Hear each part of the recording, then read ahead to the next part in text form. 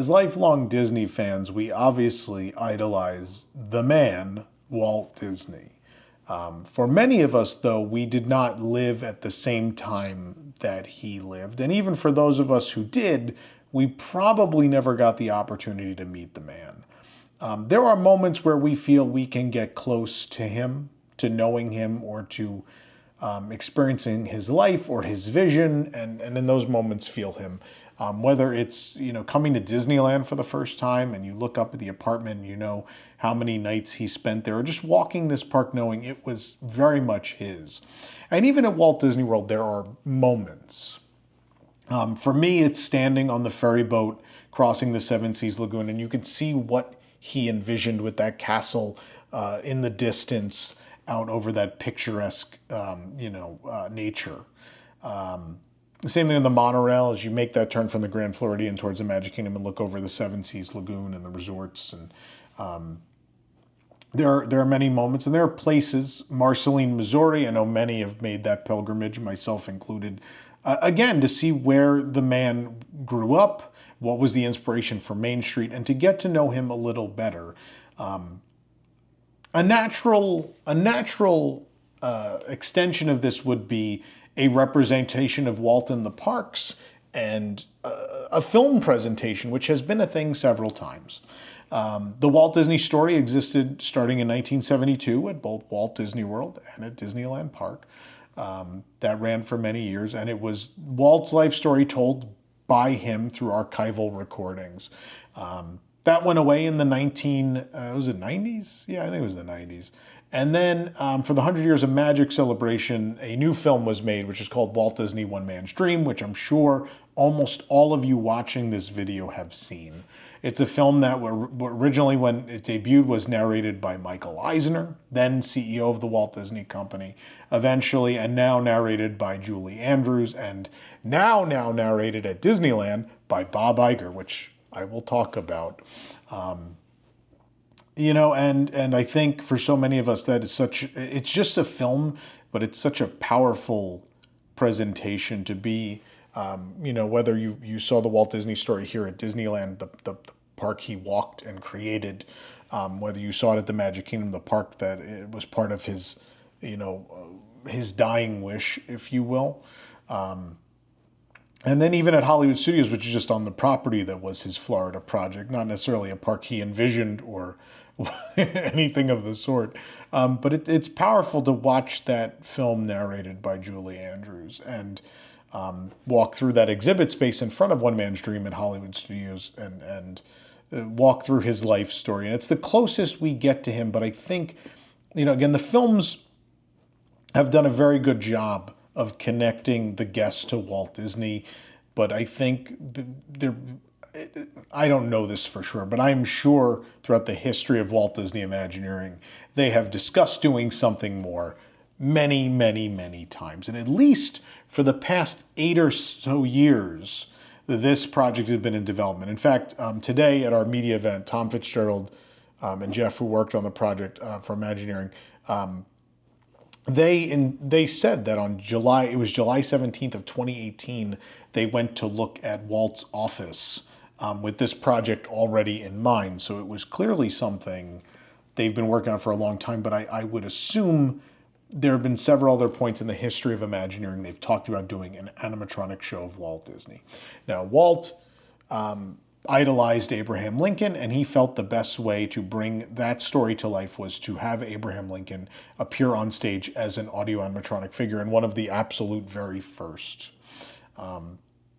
And so it's a natural thought to say, like, well, he brought his idol to life. Now, why not bring Walt the man to life in the same way he brought his idol to the stage and to life for guests, beginning at the World's Fair and then at Disneyland? And obviously there's always been something thrown around. People said, oh, he never wanted there to be an animatronic of him. And there is no record of that. For the record, there is no record of him saying that. And so I want to get this out of the way. Now, you might think by getting into this that I'm going to give you a fully positive review of the show, and I'm not. But I am going to say from the perspective of intent, There is no record that he didn't want it. And several members of his family have been on board with Walt Disney A Magical Life, and some have not been. But also the Walt Disney Family Museum, which is I think more so than anything I've seen in the parks, whether it be film or museum or even Disneyland, is the place where you can feel most connected to the man you never, you feel like you know, but never really got to know. The fact that those individuals and those organizations signed off on this is good enough for me. And I think it should be good enough for most people. I'm not gonna try to devalue the feelings of people who have the last name Disney. That's the last thing I'm going to do. But I think that's not enough to have stopped this project. And I think enough people can look and say, this is people trying to pay respect to the person they have admired more than anyone in their careers or in their lives. The same way Walt did it for Abraham Lincoln. So I don't have any ethical dilemma to talk about there. I'm not telling, the members of the Disney family that didn't want it to happen that they're wrong.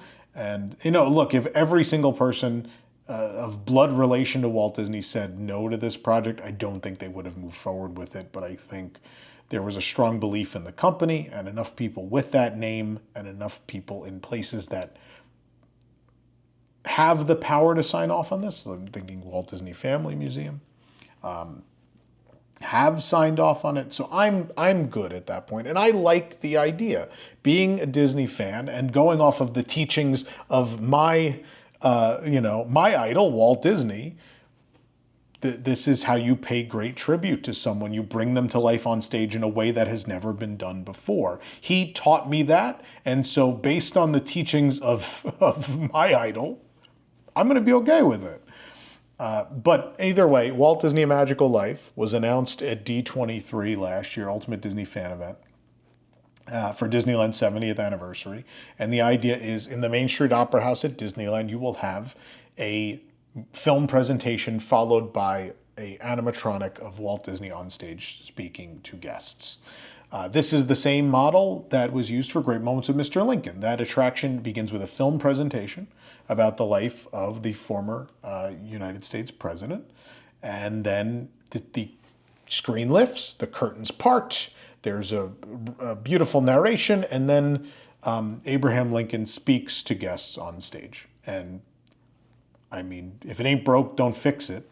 And that, model for a show makes perfect sense for Walt Disney, especially in a world where you have had tremendous Walt Disney films. It is worth noting the Walt Disney Story and it's what is essentially a cleaned up modern version of it in One Man's Dream are spectacular film presentations where I have no notes.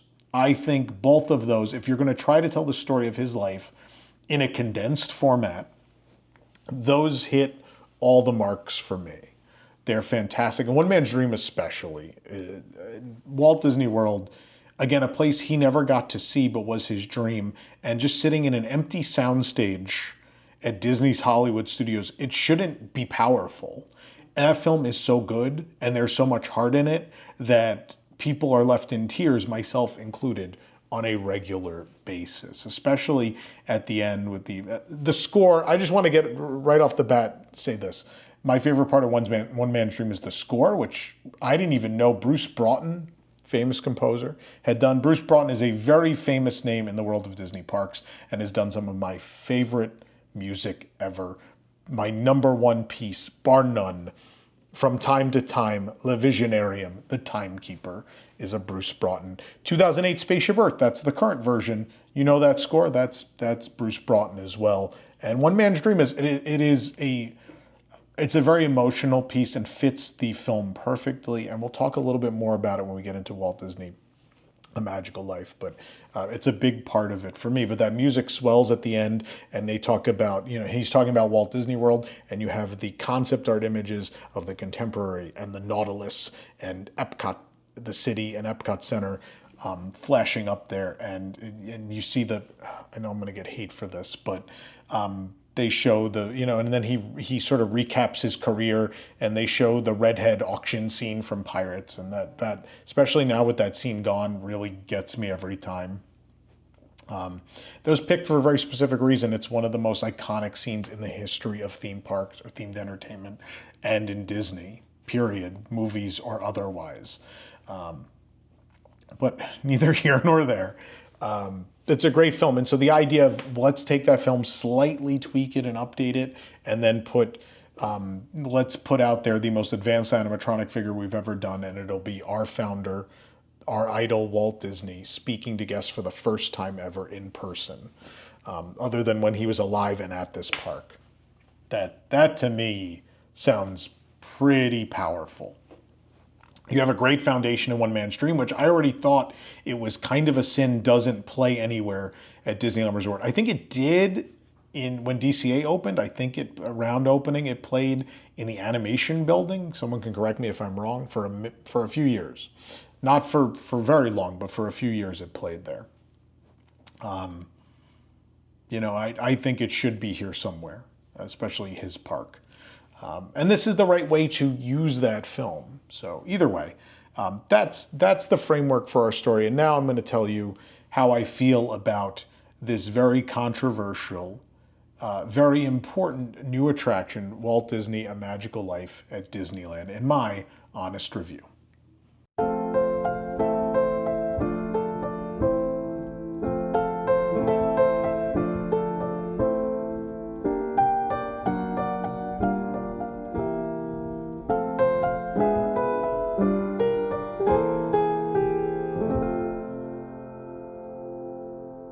That might be the longest opening of one of these we've done. And as you know, I don't go off of a script because then it's not really honest if it's not off the cuff. So I'm just going to tell you how I feel about this attraction. I'm going to start outside real quick. Signage, no notes. It's beautiful. It's perfect.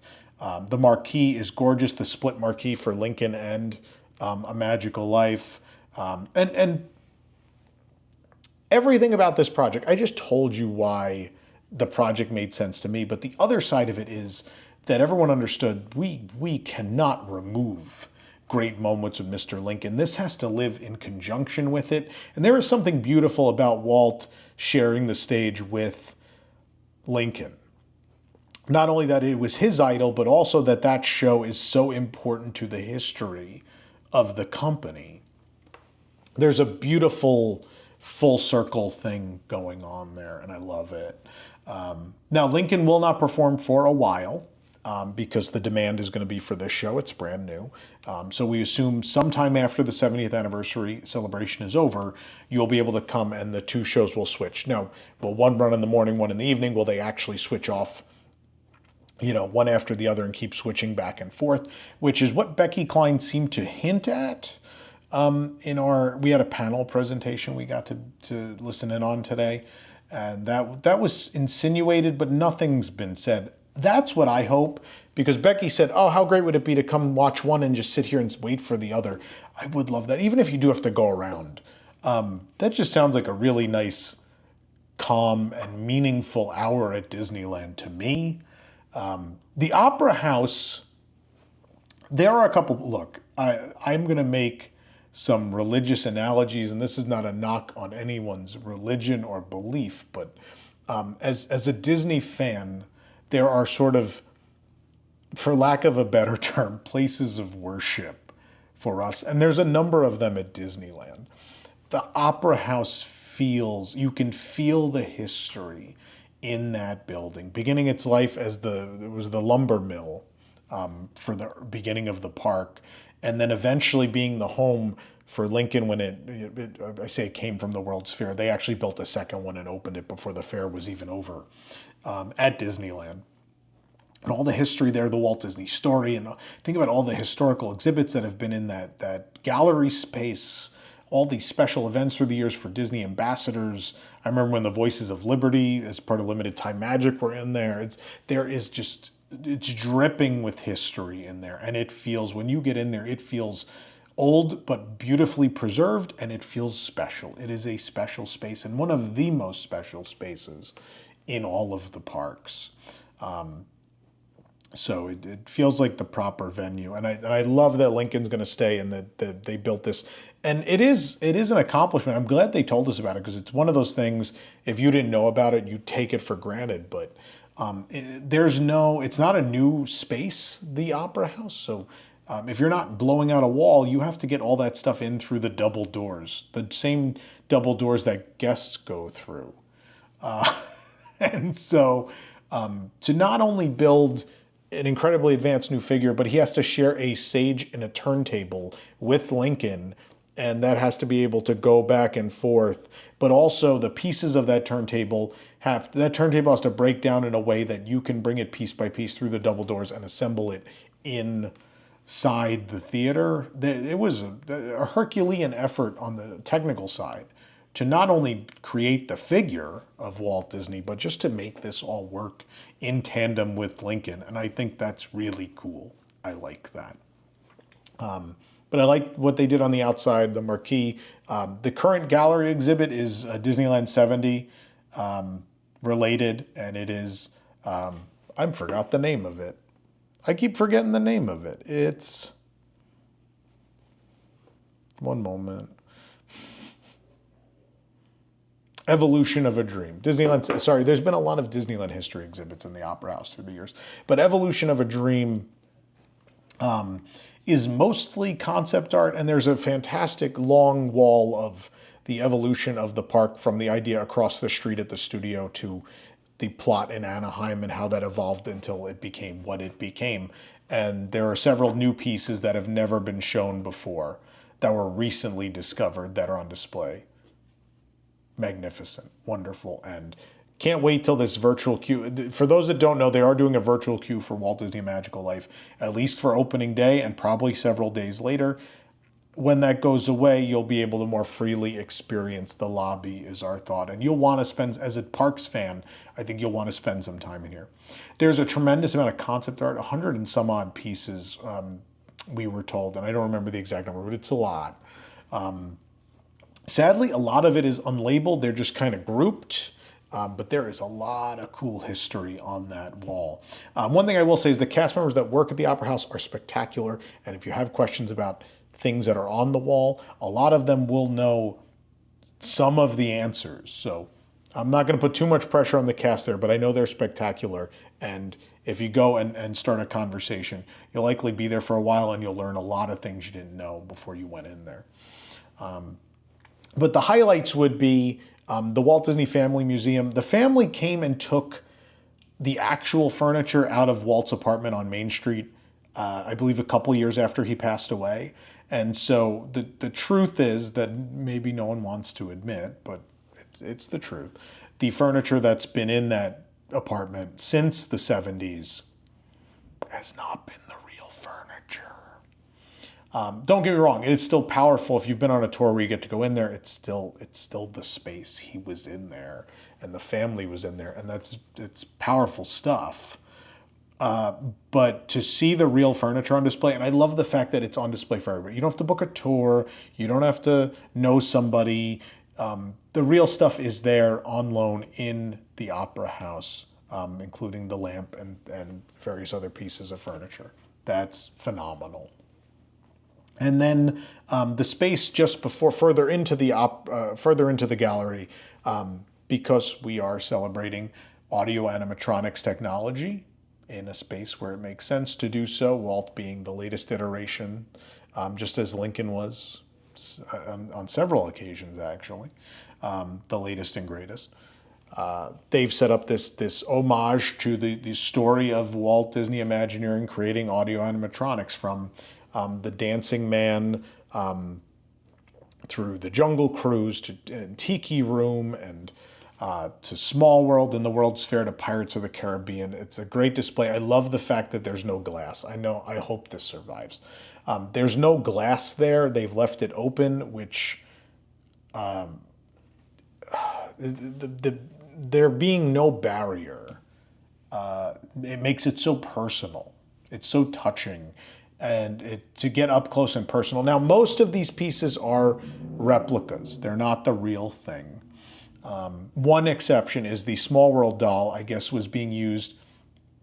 It was being used at Walt Disney Imagineering to show Imagineers how the older figures worked. And so that she was a display piece. And so she's been taken from WDI and she got to return to the park And that one is actually from the 64-65 New York World's Fair, which is incredible.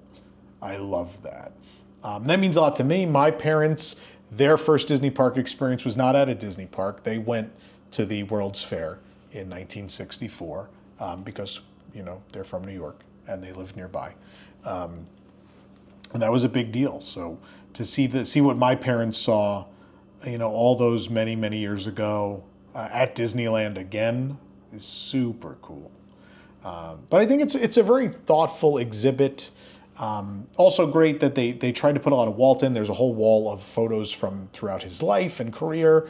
A lot of his humanitarian awards and accolades are spread out between two cases in two different rooms. I would check those out. I saw a lot of them at the Family Museum, but if you've never been to the Family Museum, this is a great opportunity to see them. But I will tell you as a fan, I'm plugging this. They've never given me a free thing or anything.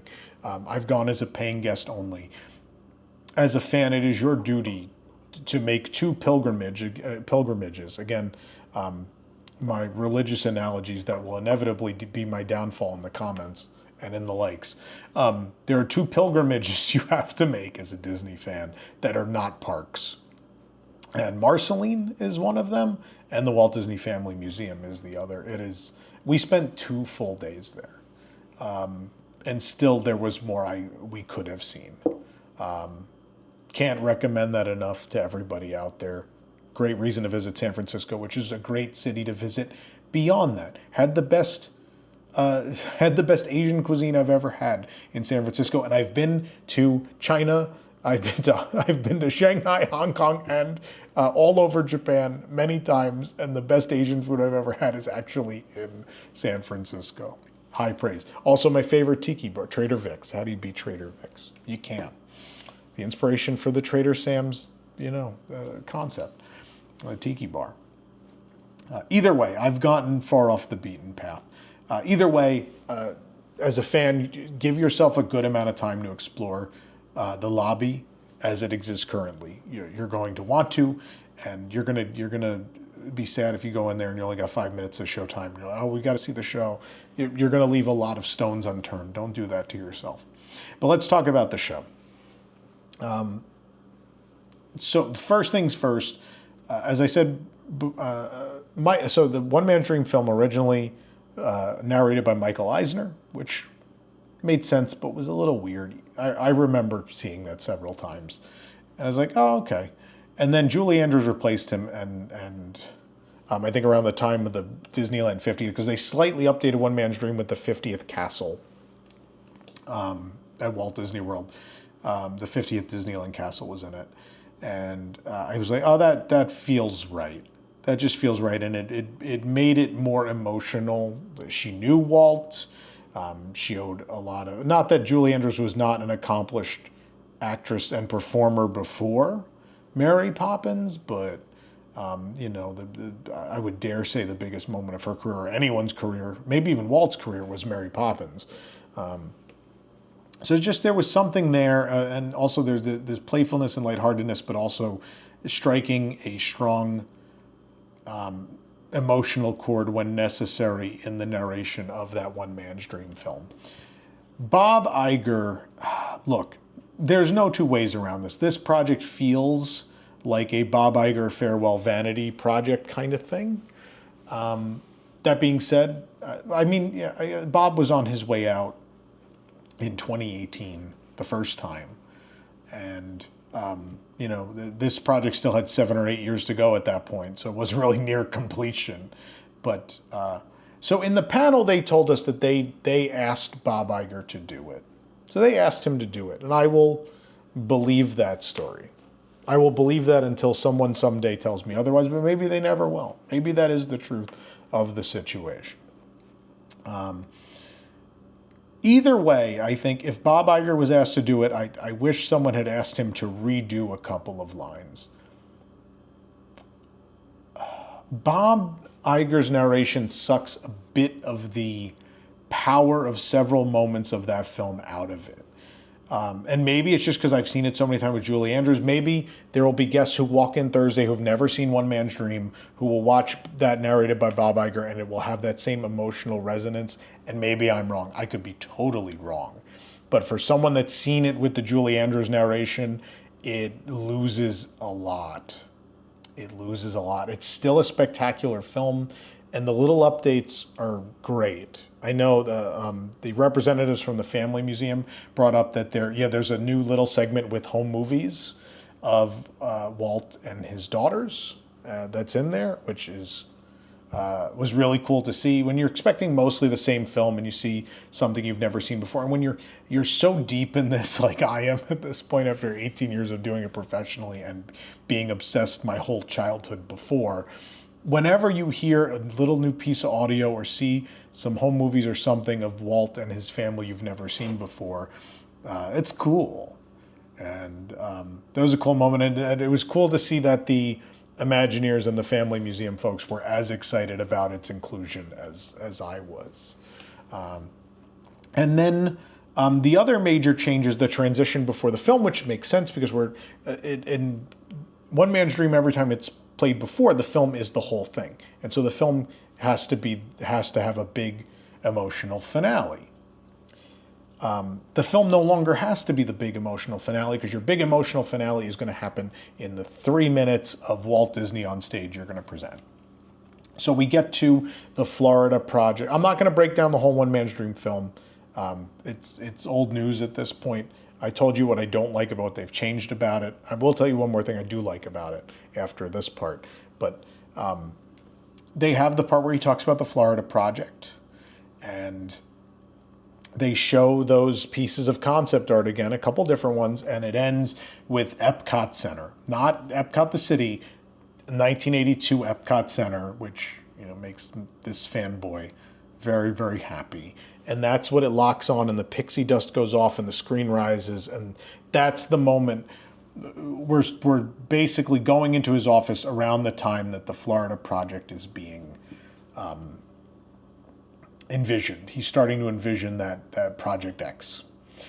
So that we're around the time of Mary Poppins and the World's Fair and the Florida Project, and he has the ability at this point to reflect on a career. He has achieved everything there is to achieve, although of course being Walt Disney, he's created another plateau for himself to reach that wasn't necessary.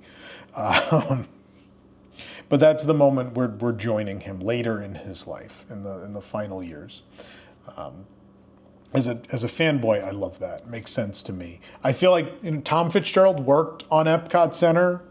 Shout out to Tom for Horizons and all his other contributions to that park over the years. So I feel like he snuck that in because clearly you could have shown the city and then lifted. But I guess people, maybe people, if this is going to be an introduction for folks to who Walt Disney is, maybe show something they're familiar with. Not that, the center of Epcot doesn't look like that anymore. So maybe, hopefully Spaceship Earth, in that lower quadrant will resonate with people that's Epcot. Either way, I digress.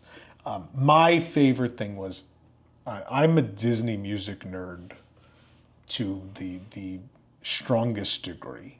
I've listened to every piece of Parks music, even the most obscure, way too many times.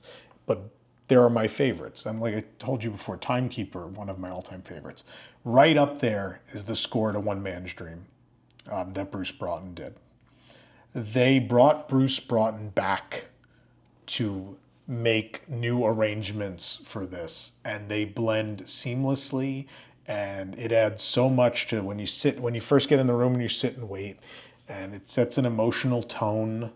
I love it so much.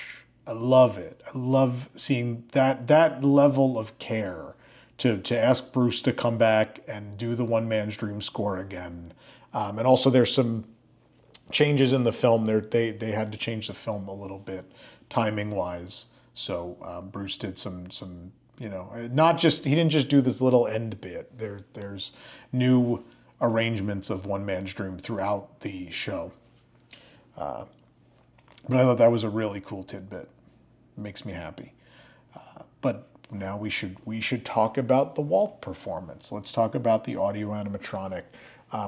when I went to Walt Disney Imagineering a couple months ago, they told us all about how much work was going into this, how much archival footage and photography they were digging through, talking to people that knew the man, how much work went into making sure the clothing was right, using, a cast of his hands to make his hands. And they showed us the I forget what to call it, the I hate to say model, but they created essentially a working model, full-size Walt Disney, to be the guide for those making the animatronic as to what it should look like. And I remember when we were at Imagineering and they pulled the curtains back, or I think they were storyboards, and that was revealed. It was a little freaky because it's like he was in the room. So I had some idea what to expect, but really no idea. So when the curtains do part from Bob Iger's, emotionless narration, sorry, Bob, it didn't work. I wish they would have asked him to do a couple more takes. There's just some moments where I'm like, oh. Either way, the curtains part and he's sitting there, and it's quite the moment. Now, there's a lot of discourse on the internet about whether it looks like him or whether it doesn't. Now, I personally never met the man, so I'm going off of film footage and photographs I've seen throughout my life. And here's what I will say. We got to watch the show twice. I sat, if you've ever been in the Opera House, there's a front section and a back, and there's a pretty, because of ADA compliance, the need to have a way for, wheelchairs and electric vehicles to come in. There's a break in the crowd. So an upper section and a lower section, essentially. So I sat at the beginning of the upper section, the first show, and then a couple rows up in the front section, the second show. What I will say is I think it was certainly more effective in the front section. So that's what I would recommend you do, is go see it from the front section. And I will say, even up there were moments where there were certain poses, and when he would lock eyes with you in the audience, where I had a moment, oh, Walt Disney's, that's him, there he is. And then there were times where he turned a different way or it struck a different pose, and I was like, I don't know. The other thing that happened, the first showing, so you've just shown a film that uses archival recordings of Walt. The film, One Man's Dream, has archival audio recordings of Walt. In those archival recordings, you're hearing the man and he's playing over all the speakers in there and he's nice and loud. Now the man is physically on stage, and in the same way they do in the Lincoln show, it has to sound like it's coming from the man and not from the speakers. And because of that, it's weird to go from untouched archival recordings of Walt Disney to, I don't want to use the word doctored because I feel like there's a negative connotation, and I don't think that's fair. But I'll use it, to a recording that is essentially several recordings of Walt pieced together to make the 3-minute presentation they want him to make on stage. I will say again, in the back section, he felt low, and it almost didn't sound exactly like him.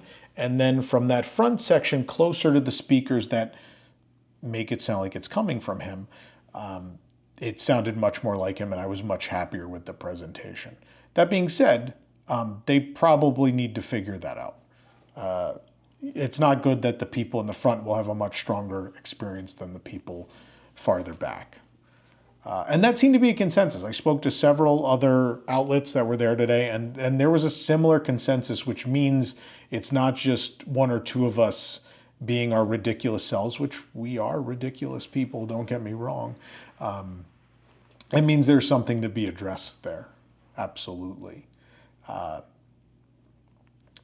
For what they chose for, I really like what they chose for his speech. I like that it's, again, he's accomplished everything he can accomplish, and he tells an anecdote about a child asking him, Mr. Disney, do you draw Mickey Mouse? And well, obviously I don't do that anymore. And And the child's like, well, what do you actually do then? And he had to explain a famous quote from him where he's like a little bee and he goes from each part of the studio and pollinating ideas, etc. I also like the part where he talks about envying his brother, the mailman. It humanizes. I like the balance of humanizing him, but also acknowledging his accomplishments. That balance works really well for me. There's some fun little things to look for. Tom Fitzgerald told us people who worked with Walt said if he was impatient in a meeting or something, he would, on a surf. I can't give you a good example because you can't see it there. This is a surface. Here we go. He would. So waiting for Bob Iger's introduction to end, they have him waiting like this. And they said, of course, Walt would never want, and many of us would be the same way. Why are you making a celebration of just me? And he'd be like grumpy about it, that there's even a film about him. I'm not saying the animatronic, but he's impatiently waiting to speak. And they have him do that, which I thought was spectacular. But I will say there are moments where it's like he's there, and there are moments where you're like, maybe not quite. And I don't, it is easy to critique something, much easier to critique something than it is to create something. Isn't that the gist of Ratatouille? And so I will say, I think in those moments where it feels like it's him, to someone who spent their whole life wishing they could meet the man, that's a powerful, emotional thing. But then there are moments that take you out of it where, maybe a little bit of the side profile, maybe the face is a little too full. I don't know. But I think they did a great job. But I think maybe it was an impossible dream. Maybe there was no way to do this that was going to make everybody happy. But if the end goal is what Tom and Jeff said it is, which is we want to make sure that future generations know that it's not just the name of a company, it was a man. I think as a full presentation, the existence of this is important. And I think it's in the right place. The Opera House, the entrance you enter Disneyland and immediately there is the story of the founder's life. It makes sense to me. And it made sense when it was the Walt Disney story in the 70s at both Magic Kingdom and at Disneyland.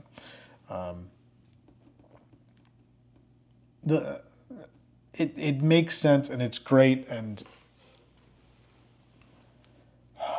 it's weird because no matter what we thought it was going to be, I don't think it could ever live up to the anticipation.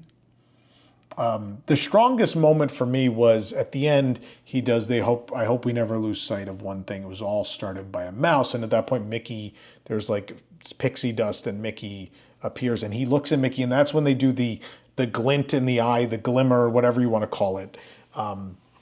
Which they found that the reason, they looked up, the reason that people who met Walt said several times there was a glint in his eyes, a glimmer in his eyes. And they found out that the reason that happens is a corneal bulge. The corneal bulge is what allows light to do that in someone's eyes. And so they built the first animatronic ever that has a corneal bulge eyeball. And obviously they're enhancing that with lighting effects. I really love when he leans back on the desk and sort of looks over everything he accomplished. And that's his partner, Mickey Mouse. His partners is the name of the statue in the hub. He looks at his partner, Mickey Mouse, like, Mickey, look what we did. And that's when I got choked up at that moment. Are the full 3 minutes perfect? No. Does this deserve to exist and should it exist? Absolutely. Absolutely. I like the little representation of the office, and it's not the real office. It's like an amalgamation of his real office and also the office people saw on The World of Color and Disneyland TV specials. They were every Sunday night, weren't they? Sorry, I'm too young to have been there. Uh, I think that worked really well. But the highlights to me is the technology and the advancement in the figure. There is so much going on in the face. It is the closest to a real human being we've ever gotten. I think the problem is as fans, we're going to look very intently on the face and be like, be Walt Disney. You better be Walt Disney. And because we want to see it and have that moment where we feel him in the room.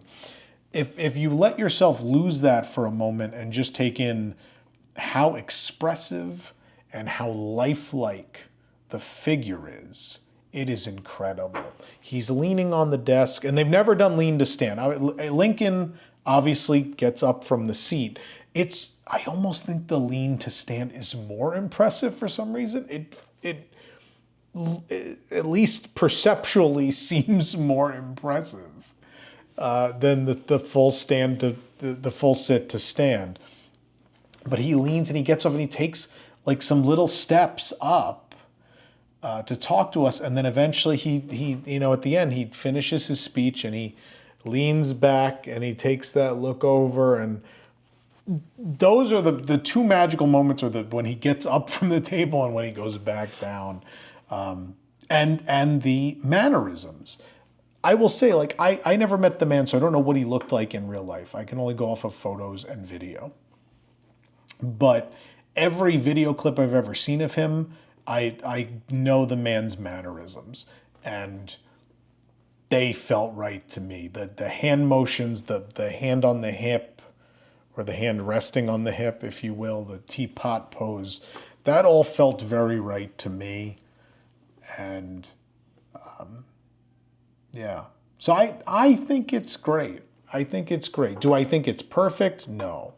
Do I think it could have been done better? See, that's the thing, is I don't know what I would have done differently, because I don't build audio animatronics.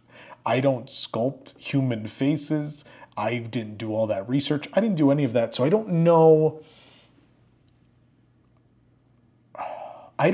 if it's just this weird thing where none of us are ever going to be 100% happy with it, because it could never, no matter how great a job anyone did, live up to the full expectation we have, which I think in our minds, I think somewhat deranged thought for some of us is as if Walt Disney was actually going to come back to life and speak to us and then like come down off the stage and shake our hand. And I'm not saying that's anyone's actual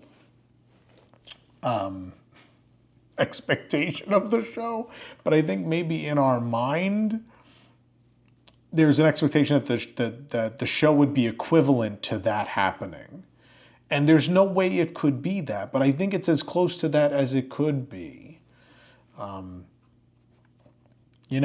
I think about animatronic representations of real people and what are the ones that are closest to reality and what are not, I think about the presidents and the Hall of Presidents. Now, Blaine Gibson was a once-in-a-lifetime guy. Blaine is who sculpted all those presidents. Blaine worked on Great Movie Ride. Blaine, until he retired, he actually came out of retirement to do George W. Bush in 2001. Blaine nailed them, but Blaine was a talent the likes of which may never be seen again. And the people at WIT are very talented. Blaine's sculpt for the partner statue is wonderful. The sculpt they did for Storytellers, the statue of DCA, is wonderful, but neither of those have to move. Neither of those had to achieve all of the technical innovation underneath the skin to feel like the man had come to life. And I feel like in the mannerisms, the motions, the facial expressions, and what the figure is able to do, in order to deliver that, there probably were concessions that had to be made on the structure of the face. And I think what they reached was the greatest compromise. And we'll never know, because I don't know that anyone will ever be honest enough about the project. And I don't know. Yeah, I don't know. I don't know if that's the truth that'll ever come out, but I think what we have on stage is a compromise between it is so important to get the man's mannerism and facial expressions right that some of maybe the slightest curvature of his face had to change to accommodate the technology needed to do everything that figure has to do. That's my theory. I have nothing to back that up, but I think it looks an awfully lot like him, and I think there are moments where he looks in your direction and you go, oh, that Walt Disney just looked at me. And then there are, again, those moments where he looks away or makes a different expression where you're like, it looks like him, but just slightly off. It's like, it starts to look like a Madame Tussauds representation of him instead. But the fact that at times it looks like him means they got it. Maybe it's just not something that can be maintained for a full 3 minutes of him telling a story. And this could all be gibberish. Maybe I'm not even making sense. I will be totally honest with you. I really like this. In fact, I love it. I love that it exists. But at the same time, I'm so in love with the moments that moved me, which again would be him standing up when he would look in my general direction, which I'm sure felt the same. I'm not saying me personally, but in the direction where I was in the audience. And then when he like leaned back down and looked at Mickey, those moments were very powerful. And then there are other moments where I got taken out of it because again, he looked a different direction and the curvature of the face was maybe not what I thought it would be. But again, I never met the man in person. I don't know. I think we make concessions otherwise. Abraham, I think I started on this point earlier and never finished it because that's what I do as a scatterbrain. I have a general idea of what Abraham Lincoln looked like. And then that animatronic pops up and I don't second guess that that's Abraham Lincoln.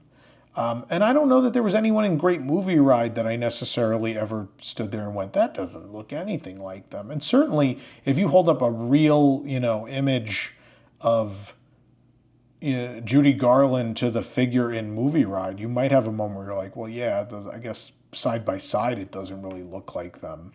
But it did in the moment. And I think for the general public who's just seen a show full of photographs of him, I don't think it's terribly jarring. For me and you, it might be. I don't think for the general public it's going to be. And we'll see. Maybe I'm wrong. We'll see. Time will tell. But I think it's a fantastic figure. I think people are going to be blown away. I think we're uber critical, and that's who we are as fans. And I wouldn't be here if we weren't. That's my job is to dissect these things, and I love sitting here and talking things out with you, because I feel like it makes me have a better understanding of how I feel about the thing sometimes. But I really love, the One Man's Dream film is spectacular. It's hindered by the Bob Iger narration, but it's still good. And I love the fact that there is a Walt Disney show in a Disney theme park where he appears as the most advanced audio-animatronic figure built to date. That puts a smile on my face. Is it perfect? No. The same thing with Lincoln, where as time has gone on, they've kept that mostly as the most advanced figure in the parks. And I'm thinking specifically of when it debuted in 1965, and again, when they redid it. And I know there were other iterations in between, but in 2009, I remember being blown away the first time I saw that version, the 2009 version. And you see the lips purse and the cheeks, pucker, and being like, this is the next era. And I definitely feel that looking at the movement of the Walt Disney figure. I absolutely see like, oh, this is the next era of these all-electric figures, which we're still very much in the infancy of at this moment. But it shows you what is possible, and I think the sky is the limit. And I think, again, just like Lincoln, I suppose 10, 15, 20 years from now, they'll probably update this figure again. And maybe at that point, they'll figure out the things they need to figure out to make it 100% perfect. But if I had to say, like, what percent perfect is it today? I'd say 80. I give it my 80%. I give more than 3/4. So in review, as a Disney fan, I was excited when this was announced. And now that it exists, I am as excited because I think it feels right that this is there, where it is, and what it is. And I think it was a valiant effort, not perfect, but very, very good, and something that I think is going to mean a lot to a lot of people. And the prospect to me of the next generation of Disney fans being born out of this attraction, like people going through that exhibit space and seeing a little bit of the history of Disneyland, learning about the man that founded the company, and then seeing this show, and then that sending them down the rabbit hole of learning about his life and the parks, and that being the beginning of their fandom. That excites me. I really love that. I love when the company respects its history and tradition, and this is the most valiant effort I've seen from the company in quite a long time to respect that legacy. So we say what we want about it being disrespectful or this or that. I think it's the opposite. I think it is a tremendous, tremendous way to honor him. And I think the idea that the company wants people to learn who he is at Disneyland means something. It means that in this age of IP attractions, there can still be meaningful projects that squeak through that will be for the greater good of the Disney fandom. And that makes me very happy. So I would like to see more of this. Man, if Walt Disney World would like to spring to put this in the building where One Man's Dream is, that would be spectacular. I'm not going to hold my breath, but that would be wonderful. And it'd be it would turn what is just a film that people walk by at Hollywood Studios into something that is a full-blown attraction. Not that the film shouldn't be. I love the film very much, but to give Walt a full-blown attraction at Walt Disney World would be cool. And hey, if you want to put it in Epcot too, that's, it's a good idea too. That was his last dream, so that would be great. I'd love that. If you enjoyed me rambling for the last hour, you can hit the like button here and subscribe for more great content and more reviews where I break down every aspect of everything in an attraction or land. If you want to support what we do, you could join the WDWNT Interglobe Society at patreon.com/WDWNT. You can also support us by shopping with Carousel of Products at carouselofproducts.com. But thank you for watching. Please let me know in the comments what you think. I'm happy to go have a discussion with you about what you like about the show, what you don't, if you agree with my points, if you disagree with my points. That's what makes this all fun, is the conversation with other fans, a respectful conversation with other fans about whether we like something or we don't. And there's no right answer. But just because I sat here for 50 minutes and said I like something doesn't mean it's the right answer. I just want to clarify that. People seem to think that. That's not at all what I'm saying. It's my review. It's not your review.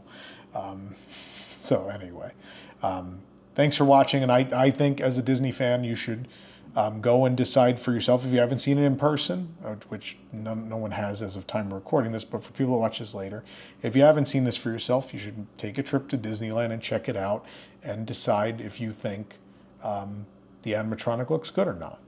And then you can come back and let me know in the comments.